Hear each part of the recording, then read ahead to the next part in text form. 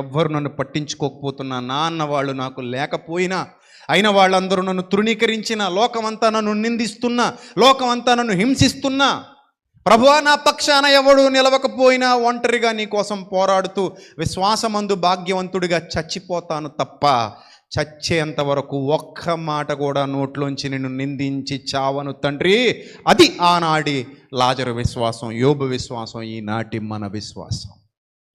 ఈ విశ్వాసపు స్థాయి అద్భుతాల కోసం పరిగెత్తే వాళ్ళలో ఉండదు. ఇది పచ్చి నిజం. ఎవడు సత్యం కోసం పరిగెత్తుతాడో వాడు మాత్రమే చెప్తాడు ఇంత ధైర్యంగా, ఇంత రోషంగా, నాకేమున్నా లేకపోయినా నా ప్రభు ఉంటే చాలు, నాకు ఆయన నిత్య జీవితం ఇస్తే చాలు, ఆయన తప్ప నాకు ఇంకేమీ అక్కర్లేదు. దేవా నీవు చాలు తండ్రి, నీ కృప చాలు ప్రభువా, నీ కృప చాలు ప్రభువా. అది నిజమైన విశ్వాసం. ఇది విశ్వాసుల్ని తీర్చిదిద్దే బోధకుడి లక్షణం. బోధలో ఉన్న దొమ్మ లాంటిది. జరగలేదు. అగ్నిగుండంలో పడేసావా? పడేస్తావు. రాజు ముందుకెళ్ళి చెప్తున్నారు. వేసేవాడు రాజే, మళ్ళీ ఇంకొకటి ఎవడో కాదు.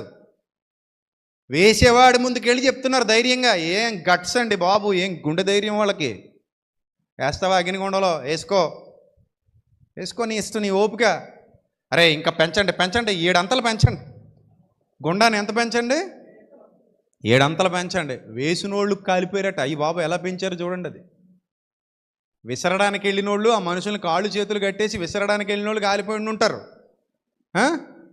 కానీ వీళ్ళు లోపల తిరుగుతుంటే రాజుగారికి బల్బు విడిపోయింది. ఏమంటున్నాడు? బాబయ్య నాయన ఇలా రండి, నా కళ్ళకేమైనా చత్వారం వచ్చిందా, లేకపోతే మీ అందరి కళ్ళకి చత్వారం వచ్చిందా, లేకపోతే మీరు బాగున్నారా, నేను బాగోలేదా, నాకైతే ఏం అర్థమై చావట్లేదు. అక్కడ ఎంతమంది కనబడుతున్నారయ్యా, మనం ఎంతమందిని ఇసిరాం?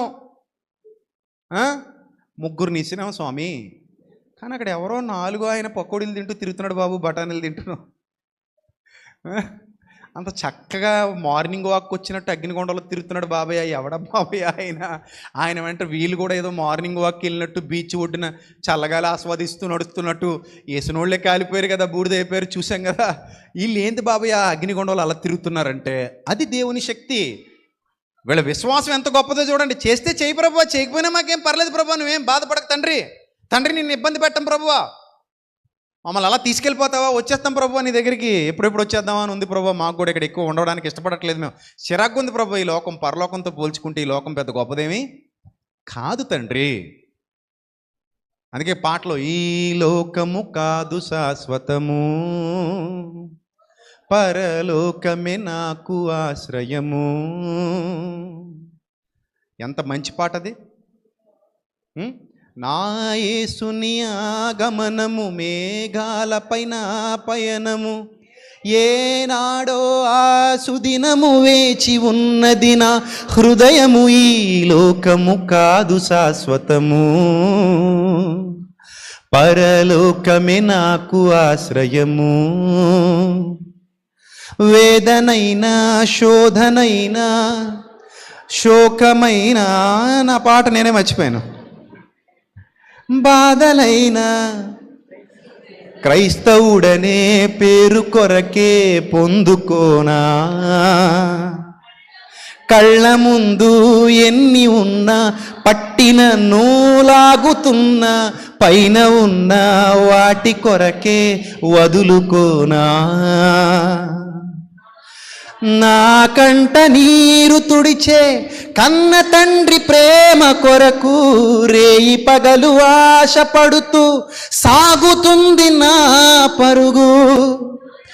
నా గటిపై చెయ్యి వేశాను, ఏది ఏమైనా వెనుక తిరగలేను. ఈ లోకము కాదు శాశ్వతము, పరలోకమే నాకు ఆశ్రయము. ఆ పాట వింటుంటేనే జీవితానికి అనిపిస్తుంది. అలాంటి పాటలు రాసి అందించాను మీ అందరికీ.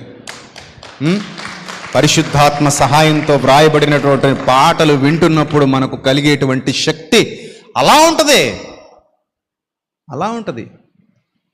కాబట్టి దేవుని యందు విశ్వాసం ఉంచి, విశ్వాసపు స్థాయి మీటర్ సర్రన పైకి లేచిపోవాలి విశ్వాసం అంటే. దేని బట్టయ్యా నీ విశ్వాసం? ఏదో రేకుల షెడ్లో ఉంటున్నావట, ప్రభుని నమ్ముకున్నావట. పర్లేదయ్యా, నిత్య జీవంలో నా కోసం రేకుల షెడ్ కంటే గొప్పగా ఉంటుంది, నీకు అది కూడా ఉండదు అక్కడ, జాగ్రత్త అని చెప్తాను నేను, అంతే. అలా ఉండాలి విశ్వాసం అంటే. ఏమయ్యా నీకు అన్నం లేదట కదా? అవునయ్యా, గొప్ప అన్నం ఇచ్చాడు దేవుడు నాకు, ఈ అన్నం లేకపోయినా పర్లేదు, మనుష్యుడు రొట్టె వలన మాత్రము కాదు కానీ దేవుని నోట నుండి వచ్చి ప్రతి మాట వలన జీవించునని చెప్పేవాడు విశ్వాసి. అబ్బా, అలాంటి విశ్వాసం ఉండాలి.